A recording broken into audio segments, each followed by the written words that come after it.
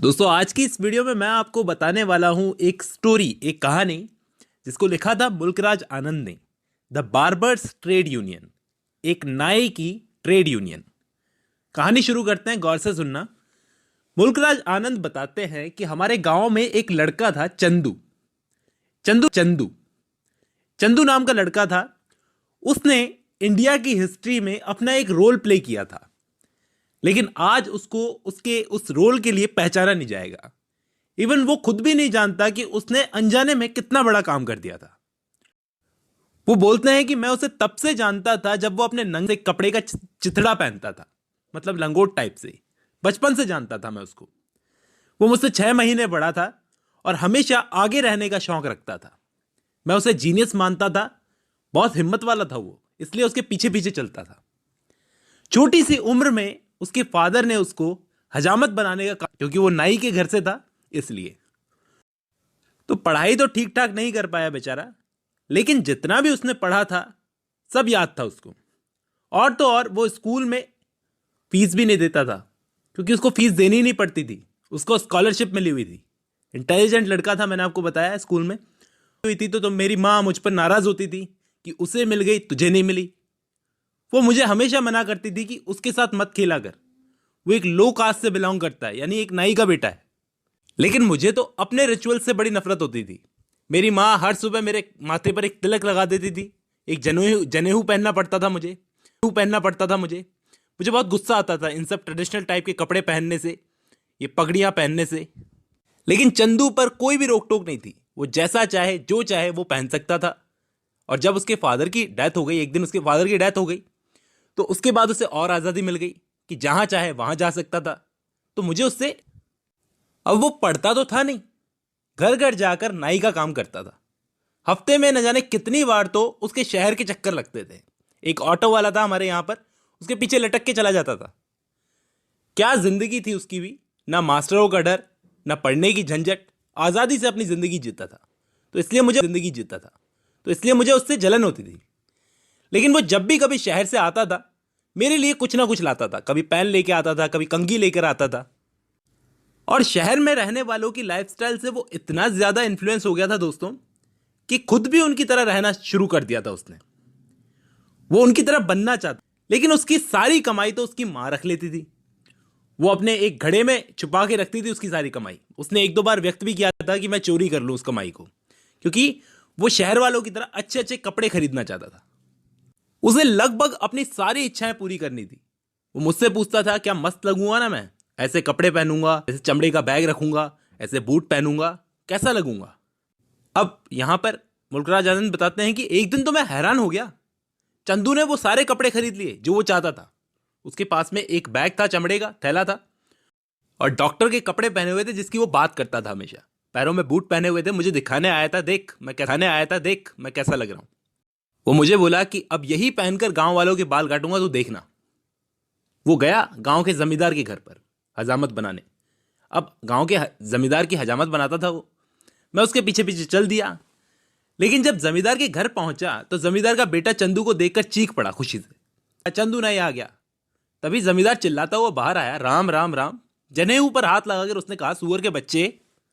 वो चंदू को बोल रहा था, चमड़े का थैला लेकर आ गया तू मेरे घर में, और ये कोट, ये जूते पता नहीं किन जानवरों की चमड़ी से बने हुए हैं।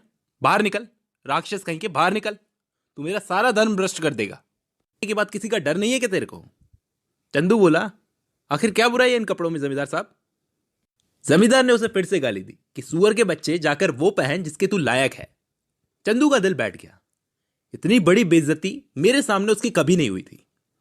जब वो घर लौट रहा था तो रास्ते में साहूकार भी उस पर चिल्लाया, क्यों छोटे सुअर, तुझे तेरी बूढ़ी मां की जिम्मेदारी उठानी चाहिए, और तू है कि ये क्या बनकर घूम रहा है? अगर तू ये पहनकर मेरे घर आया ना, तो याद रखना मैं अपने बालों को तुझे हाथ भी नहीं लगाने दूंगा। वो साहूकार उससे बोला। 2 बार एक ही दिन में बेइज्जती हो गई। फिर आगे एक पंडित मिला, उसने भी इसकी बेइज्जती कर डाली। वो तो बेचारा वहां से भाग गया, लेकिन मेरी आंखों में आंसू आ गए। लोग मुझे समझाने लगे कि ऐसा लड़का जिसे भगवान ने इतना नीचे गिरा दिया, तू उस लड़के के साथ में क्यों रहता है? मुझे समझ में नहीं आ रहा था कि वो क्यों बोल रहे हैं कि भगवान ने उसे नीचे गिरा दिया। शायद वो उसकी कास्ट के लिए बोल रहे थे। अब उस वक्त मेरे स्कूल जाने का टाइम हो गया, ने मुझे बुला लिया। मैं गया, वो मुझे लेक्चर देने लगी। देख लिया ना क्या हाल हुआ उस लड़के का, मत रहा कर, मैंने कहा था ना उस लड़के के साथ मत रहा कर तू। लेकिन ऐसा लग रहा था जैसे चंदू अब कुछ करने वाला है, कुछ बहुत बड़ा, क्योंकि उसकी बेइज्जती हो गई थी। मैं जब उसके घर गया तो उसकी झगड़ालू मां मिली, जो मुझसे कभी कुछ नहीं बोलती थी, बड़े प्यार से बात करती थी। लेकिन वो उस दिन मुझसे बोली, तुम यहां क्यों आए हो? अगर तुम्हारी मां को पता चल गया तो आफत आ जाएगी। मैंने बस इतना पूछा उनसे, चंदू कहां है? वो बोली, मुझे नहीं पता, शहर की तरफ गया है। पता नहीं अब इस लड़के के दिमाग में क्या चल रहा है। मां ने कहा कि पता नहीं अब ये क्या करने वाला है। वो बस इतना बोली कि इतने साल तक इसके पिता ने घिस घिस कर जिन लोगों की सेवा की, उन लोगों को इसने नाराज कर दिया। आखिर वो बेचारा बच्चा ही तो है। वो इतना बोली। तभी उस दोपहर चंदू ने मुझे सीटी मारकर आवाज दी, मतलब अपनी तरफ बुलाया, जो हमारा कोड वर्ड से को बुलाने का। मेरी चंदू से मुलाकात हुई, लेकिन उसने जो कपड़े पहने हुए थे जिसके लिए उसे डांट पड़ी थी, उन कपड़ों को उसने अभी तक उतारा नहीं था। वो बोला कि आज मैंने कोर्ट के पास कुछ लोगों की हजामत बनाकर 1 रुपया कमाया है। उसके बोलने से मालूम पड़ रहा था जैसे वो शहर गया था। बोला कि मैंने 1 रुपया कमाया है और मैं और भी कमा सकता था अगर हुकुमचंद की गाड़ी ना आ जाती। हुकुमचंद वो जो उसे शहर लेके जाता था अपने टेम्पो में। मेरे वापस लौटने का टाइम हो गया, इसलिए मैं ज्यादा नहीं कमा पाया। लेकिन अब तुम देखो मैं इन बेवकूफों को कैसा मजा चखाता हूं। ये किन की बात कर रहा था? उस साहूकार की, उस जमींदार की, साहूकार की, उस जमींदार की और उस पंडित की, जिन लोगों ने इसकी बेइज्जती की थी, जिन्होंने इसे सुअर बोला था। वो बोला, अब मैं इनमें से एक की भी हजामत बनाने नहीं जाऊंगा, बल्कि एक जापानी साइकिल खरीदूंगा और उसे खुद चलाऊंगा, खुद चलाना सीखूंगा, और उसी साइकिल से शहर कमाने जाऊंगा, मर्जी से वापस आऊंगा। साइकिल थोड़ी महंगी है, 5 रुपए की है, लेकिन मैं खरीद दूंगा। नहीं कमाना अब इस गांव में जहां बेइज्जती होती है। शहर में अच्छी कमाई है। मैं भी एक्साइटेड हो गया, क्योंकि मुझे लग रहा था अगर वो साइकिल खरीदेगा तो मुझे भी चलाने का मौका मिलेगा। तो मैंने कहा, वाह वाह, बहुत बढ़िया। अब दोस्तों, साइकिल उस जमाने में एक ऐसी चीज होती थी जो सिर्फ एलीट क्लास लोगों के पास में होती थी, और वो कमाता था तो उसके पास हक भी था कि वो खरीद सके। वो बोला कि 2-4 दिन और रुक जा, बहुत मजा आने वाला है। वो किस मजे की बात कर रहा था मुझे नहीं पता था। वो बस इतना बोला कि ऐसा मजा हंसी आएगी। मैंने पूछा, आखिर होने क्या वाला है, अभी बता दे। लेकिन वो बोला, नहीं, उस काम के लिए अभी 2-4 दिन लगेंगे, रुक 2-4 दिन।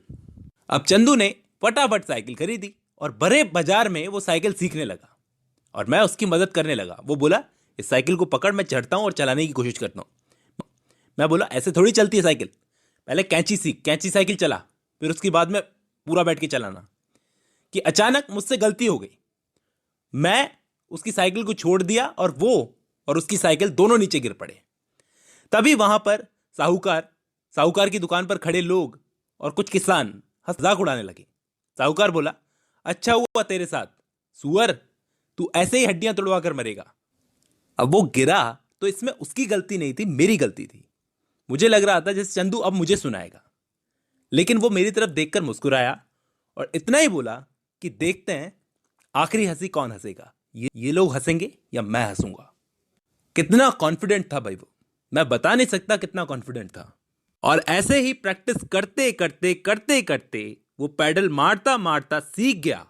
चंदू साइकिल चलाना सीख गया, वो सीख गया साइकिल चलाना, और मैं पीछे से चिल्लाता रहा, शाबाश शाबाश शाबाश शाबाश। और उस वक्त मैं 3-4 दिन के लिए गांव से बाहर चला गया था, क्योंकि मेरे घर वाले मुझे ले गए थे। जब मैं वापस आया तो देखा वो एकदम परफेक्ट हो गया था साइकिल चलाने में। और 3-4 दिन बाद में एक ऐसी चीज हुई जिससे पूरे गांव में हंसी छूटने लगी। क्या हो गया था कि पूरे गांव के सारे पैसे वाले लोग, उन सब की दाढ़ी और बाल किसी जानवर की तरह बड़े हो गए थे, जिनको कोई काटने वाला नहीं था। सारे क्लीन शेव रखते थे, इसलिए दाढ़ी नहीं बनने से जानवर की तरह लग रहे थे। और खुद से तो इन लोगों को शेविंग बनानी आती नहीं थी। चंदू भी इन सब का मजाक। और अब ये अफवाह चारों तरफ फैल गई थी कि किसी नाई के लड़के ने फलाने गांव में हड़ताल कर दी है और शहर जाकर अच्छा पैसा कमा रहा है। गांव के सारे पैसे वाले लोग चंदू की मां को धमकियां देने लगे कि भेजो उसे दाढ़ी काटने के लिए, नहीं तो अच्छा नहीं होगा। लेकिन वो डरने वाली औरत नहीं थी, मैंने आपको बताया झगड़ालू औरत थी। अब उन लोगों के पास कोई दूसरा चारा नहीं था। चंदू तो अब उनके पास में वापस आने वाला नहीं था, तो उन्होंने दूसरे गांव से एक दूसरा नाई बुलवाया और उस नाई को वो ज्यादा पैसे देते थे, जितने चंदू को देते थे उससे 5 गुना ज्यादा महंगा पड़ने लगा उसे वो उन लोगों को वो नया नाई। वहां चंदू ने शहर में अपनी खुद की और साथ में बहुत सारे नाई लड़कों को अपने साथ काम पर लगा लिया, जो जगह जगह जाकर साहूकारों के, जमींदारों के, पंडितों के बाल काटते थे। और उन लोगों को कहा कि अब हम लोग उन लोगों के बाल काटने नहीं जाएंगे उन लोगों के पास में, बल्कि वो लोग हमारे पास आएंगे। अब हमें मुल्कराज आनंद ऐसा बोलते हैं, ये भारत की पहली ट्रेड यूनियन थी जिसे एक नाई के बेटे ने बनाया था। लेकिन मैं जानता हूं कि आजाद भारत के निर्माता में से कोई भी उस नाई के बेटे को क्रेडिट नहीं देगा जिसने इतना बड़ा काम कर दिखाया था। उम्मीद करता हूं आपको ये कहानी पसंद आई होगी दोस्तों। आज की इस वीडियो में बस इतना ही।